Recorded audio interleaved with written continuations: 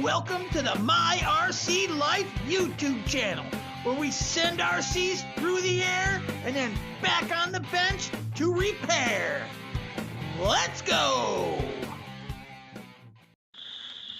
Alright guys, so we're over here at my father's house. I'm going to go in the barn here and start working on the Trans Am, but I just had to share this part with you. Spring is here. How do you know? Listen.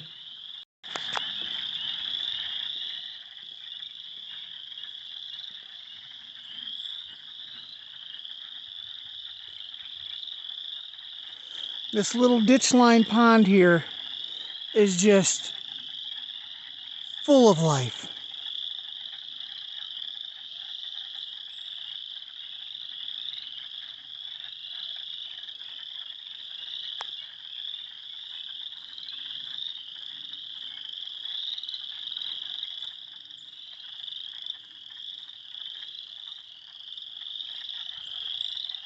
Spring is here, for sure.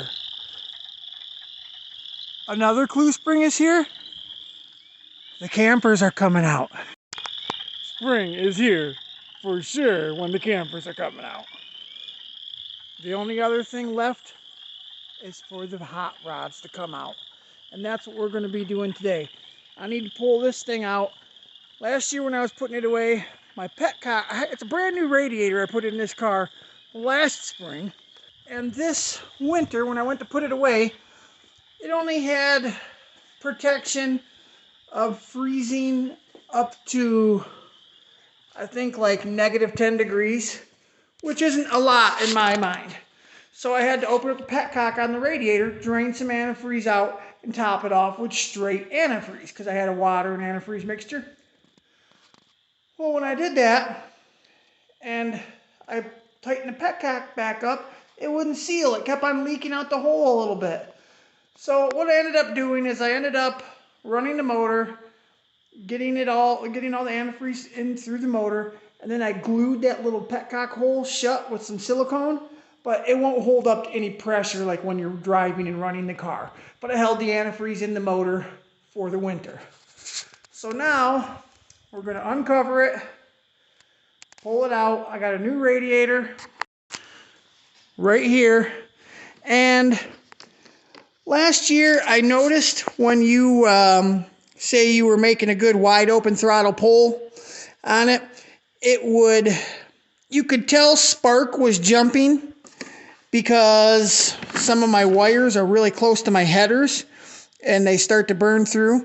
So I got I ordered some stuff from Jegs. I ordered some nice 8.5 millimeter plug wires, and then I ordered these protector boots. They go over the ends of these, so right here where it lays close to the headers, it's not gonna burn through these wires and start to make the spark jump under wide open throttle. So yes, I can't wait to get this bad boy out of storage. Another thing too, you can see it's sitting on a couple flats. They went flat over the winter. They always do. I found a good deal on some brand new tires, so I'm going to order those and get those on the old girl as well. So we're going to have 4 brand new tires on it this year. Awesome! Let's get to work. Alright, we got the floor all cleaned up, except for right underneath the car, because I'm going to drip a little bit of antifreeze. Don't got the tires pumped up. We'll worry about that in a minute. But we got her uncovered.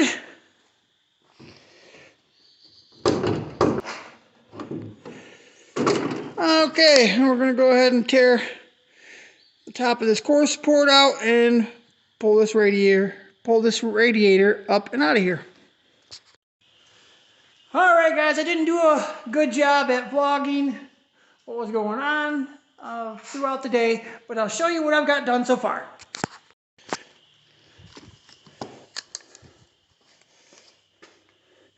I got the radiator and everything out of the car. The new radiator sits over there on the side-by-side there. But when you got the radiator out, you can get to your spark plug wires. See the yellow ones on this side? You can get to the spark plug wires a lot better. So while the radiator was out, I'm putting new plugs and wires on it. So I got everything over on the passenger side done. Can't even hardly see them, but I got my new plug wires and my new red boots on the wires. That little brass piece you see right there,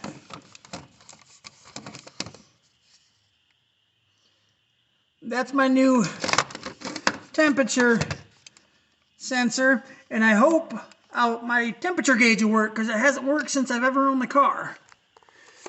So I'm stopping for today.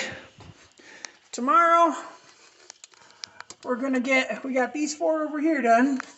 Tomorrow we got to get to these 4 on the driver's side of the motor, and then we will put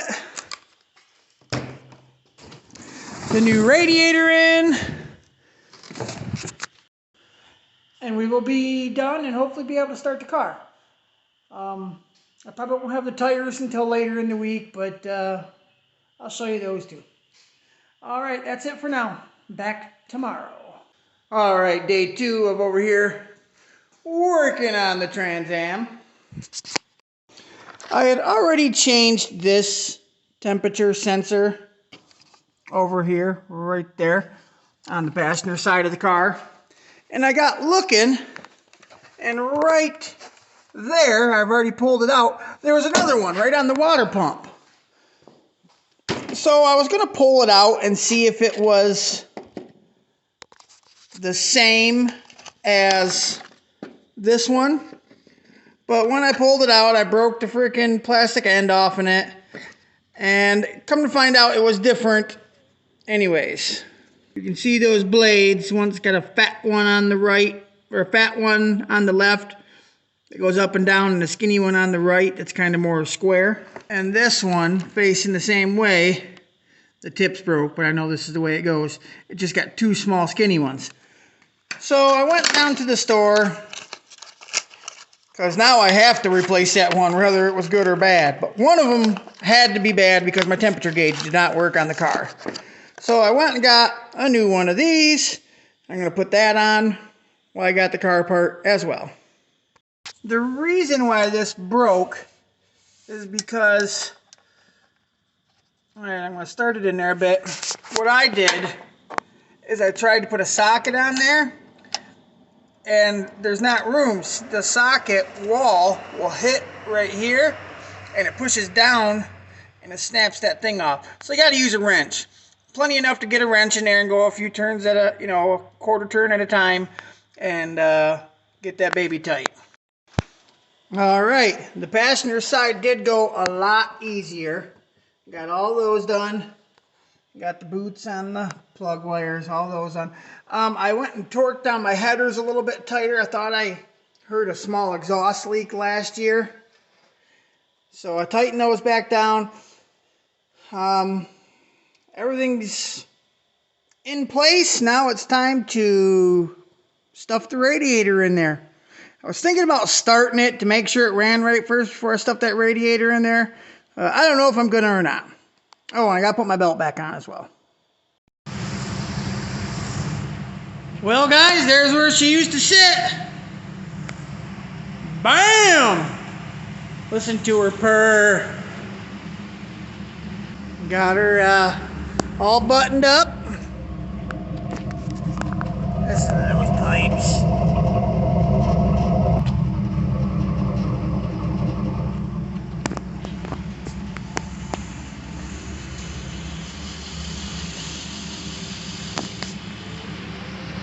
Excuse my dirty hands and messed up hair and everything else, but you get like that when you work on your own crap. We're going to take it for a little test ride. Good morning, Wednesday, day 3, making the Trans Am great again. This morning, got me 5 quarts of oil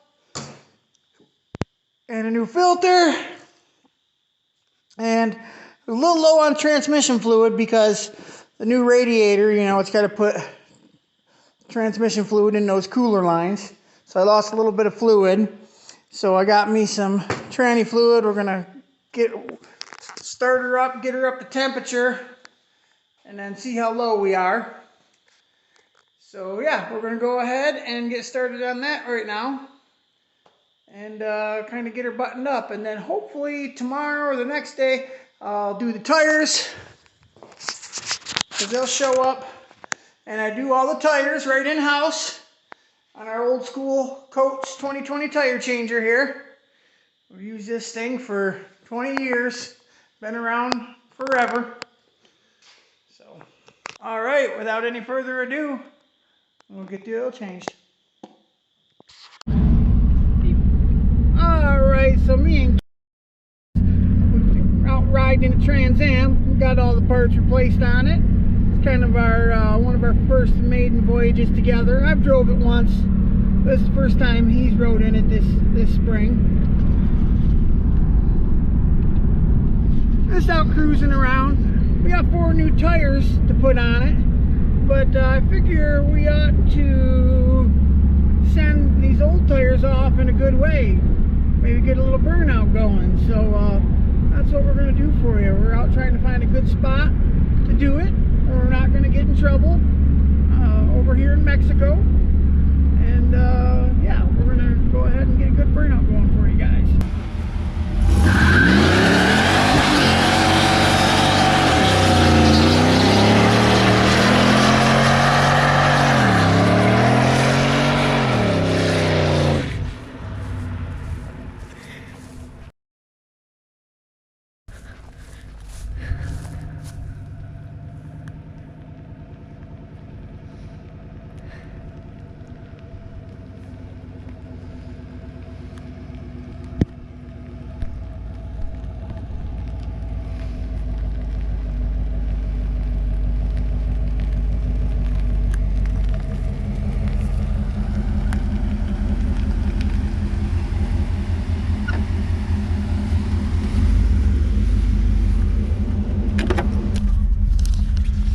Well, guys, for some reason she went single wheel, but oh boy did she ever light them up, man. Look at the freaking black mark she left there.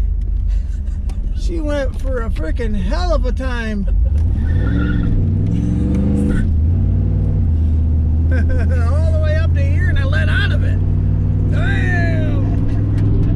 Still smoke rolling around inside the car. Holy shiznit. Time to head back to America.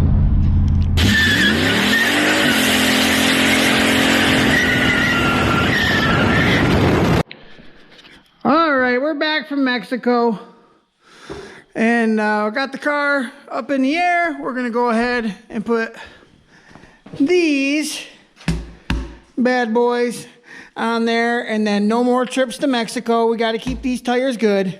I hadn't pulled a Mexican burnout with this car in many years. I think that's probably the biggest, baddest burnout I've ever done in this car, and I was really impressed. So we're gonna go ahead and start with the front. We jack the front up, we'll put the front 2 on, then we'll jack the rear up and get the rear 2 on. Because as you can see, these front 2 tires here don't look too bad, but the back tires, I mean, the tread don't look too bad on them. I don't know if you can really tell, but they're narrower than the rear tires. These are just 2 scabbers I threw on there, because the back tires were like really bad and going flat every night. And yeah, these aren't much better. They go flat every few days, but we'll be done with that once we get those bad boys installed onto the car. So I'm going to get after it. All right, Casey's cutting all the stuff off of the new tires, all the stickers and banding, and I got one of the front tires on, and I'm just starting to break the tire down off of the rim, then peel the tire off of the rim itself. Casey rolls the tire out to our tire pile. I make sure I got the tire on in the right direction, and I lube it all up, get her put on. Casey's getting all the stickers and junk off the other tires. All right, throwing some air in the tire. Okay, we got that driver's side tire going on. Casey's now just playing around, rolling around on the tires as a 13-year-old will do.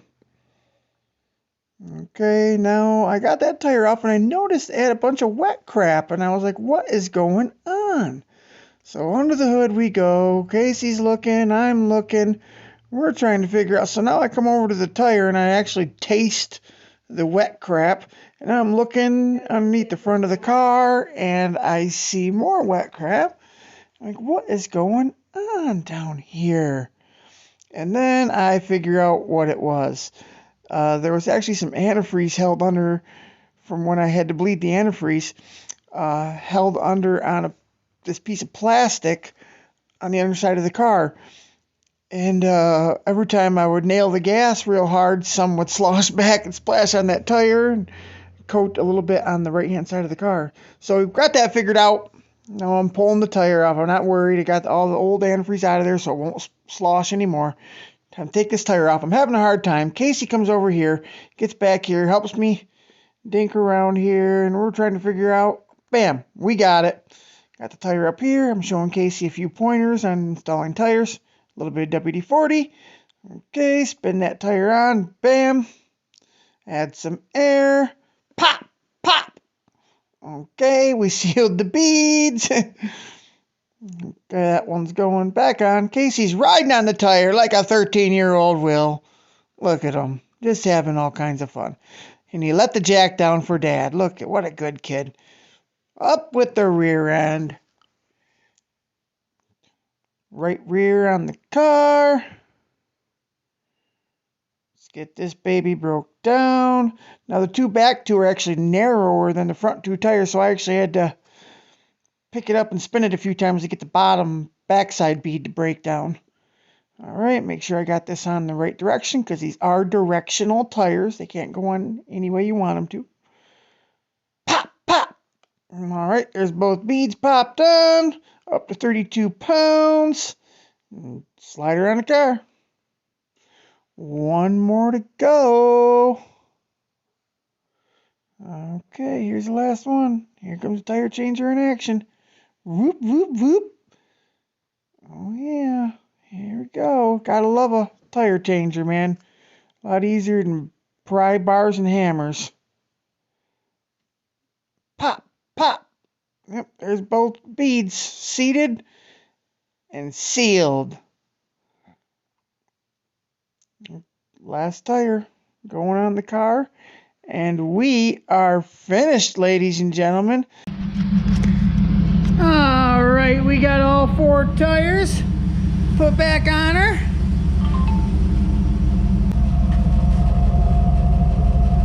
Sounding good, baby. My first dent in the metal, so ticked. I was backing out right here and rubbed her against the side, not paying attention.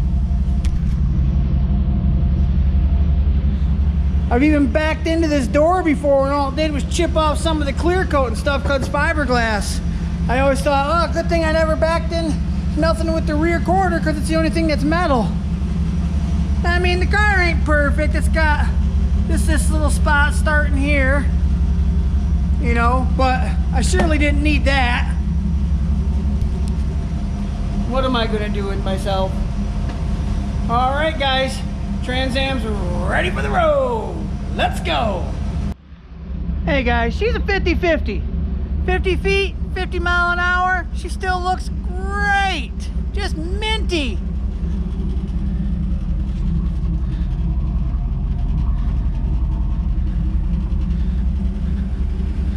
Looks pretty damn good.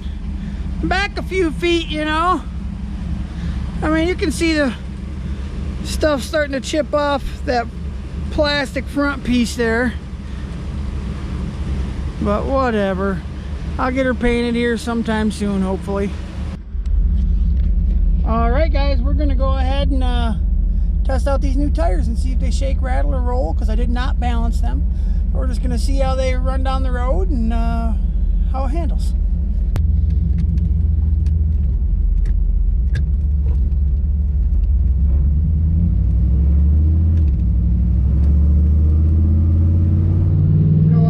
Tell it's so smooth.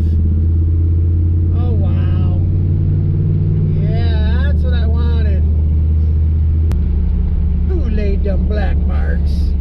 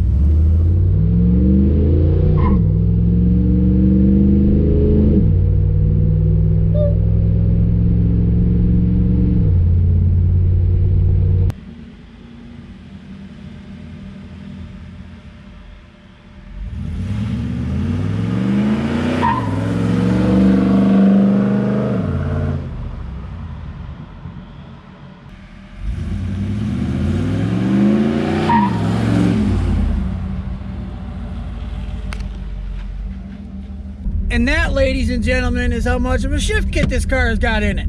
I've done that in front of a police officer and thought I was this close to getting pulled over, and I was just gonna tell the police officer, here, you give it a try and not squeal the tires, shifting from first to second. It's impossible.